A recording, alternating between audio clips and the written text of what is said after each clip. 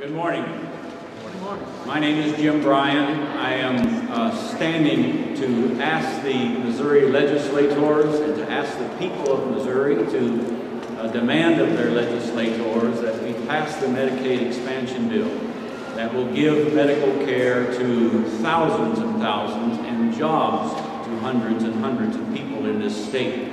I stand before you as a Missourian. I was born in Missouri. I've been in Missouri for 67 years. I was ordained pastor in 1974, so for 38 years almost, I have been trying to lead people in scriptural holiness, understanding how God asks us to be in this world. I read in front of me that without a vision, the people perish. What is your vision of Missouri? Is it division? Is it struggle? Is it denial of medical care? Or is your vision a vision of wholeness and wonder and justice for all the people? When any of us stand to repeat the Pledge of Allegiance to the flag of the United States of America, that ends with liberty and justice for all. This is a justice issue. The prophet Micah says there are only three things that we need to do in this world. One is to do justice, one is to love kindness, and the other is to walk humbly. So let us do justice and let us expand Medicaid for all who need it. It will be the poor and those who cannot afford health care that will suffer. We cannot morally stand by and allow that to happen. I ask you to stand with me as we spread medical care to all Missourians who are in need. Thank you.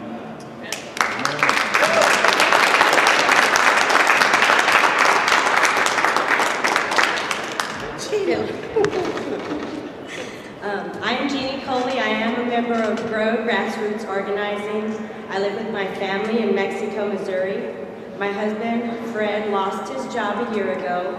And thank goodness he currently receives unemployment and some VA benefits. My husband Fred has type 2 diabetes and high blood pressure, and he was diagnosed with post-traumatic stress disorder when he was in the military in service in Iraq. The VA hospital is about 40 miles one way from our home, which makes it difficult for us to travel for treatment. I receive Social Security disability check for my comprehensive health problems. I am grateful to have Medicare coverage. Our daughter Kiambra has no health insurance. When we applied for Medicaid for our daughter, we were told we would have to come out of pocket $174 from our already extremely tight household budget each month. Kiambra suffers from allergy-induced asthma. Without health care coverage, we have to take additional precautions to protect her. Sometimes this does limit her ability to attend school and outdoor activities, and her medicine is expensive. If Medicaid were to be expanded in Missouri, my husband, my daughter, and I will finally have all the access to health insurance coverage we so very much need and that we are unable to afford right now. And hopefully the hospital in Mexico, Audrain Medical Center and the Arthur Center will be able to remain open to offer services much closer for us and keep our friends and neighbors' jobs secure. Thank you.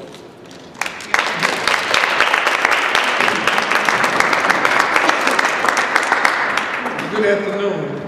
My name is Adolphus Pruitt. I'm the president of the St. Louis NAACP. I'm here today in my capacity as chairman for economic empowerment and political action for the Missouri State Conference of the NAACP on behalf of our state president, Mary Ratliff. It is a very interesting topic to hear that we have now before us the opportunity to create what I call some real good economic development policy. One that provides for job creation, but at the same time provides an opportunity to provide some health care for those folks who need it the most, those that are poor, and some health care for the senior. I find it very strange and impossible to believe that we have a legislature that is at a point where they're talking about the need for money to expand highways and money, and especially money for education, when the very children that are in our school system are the ones who least have the insurance, especially in urban areas such as St. Louis and Kansas City. It's about time that we come up with some good policy that provides for taking care of those who are most in need, a policy that provides opportunity to create some jobs, a policy that provides opportunity for children in our schools to learn in a healthy environment and get the health care they need. And one of the other things is to provide an opportunity to help plug the state's budget as we go into the future.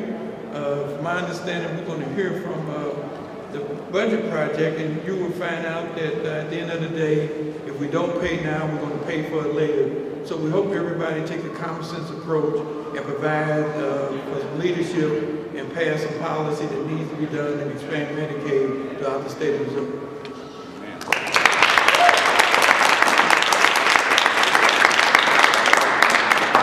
Hello, I'm Jay Hardenberg with the Missouri Budget Project. I love that the pencil pusher goes last after all of those very eloquent stories. First of all, one of the things that we've been really focused on right now is making sure that everyone knows that Medicaid expansion is for all of Missouri. It's not just for the low-income people who are going to be getting that Medicaid. It's also ensuring access to people who are in rural areas. The hospitals are going to be losing their funds for charity care. Those funds are going to be cutting back because when they passed the Affordable Care Act, Congress assumed that everyone would expand Medicaid at that time. And so these Medicaid dollars are supposed to be filling in that gap that is left by the Affordable Care Act, assuming that everyone will have coverage. So if we don't do this, we actually lose funds for our state. Our economy suffers right off the bat if we do not expand our Medicaid system. But on top of that, the budget suffers. Most people know by now that the first 3 years of the Medicaid expansion are 100% covered by federal dollars. The Office of Administration has said that in the first year, when we only have 1/2 of that fiscal year being covered by Medicaid expansion, that we will actually have to cut $46.5 million out of the governor's budget if we don't expand Medicaid. The next year, it's even greater because then we have a full year. It's $125 million that we would have to cut out of GR.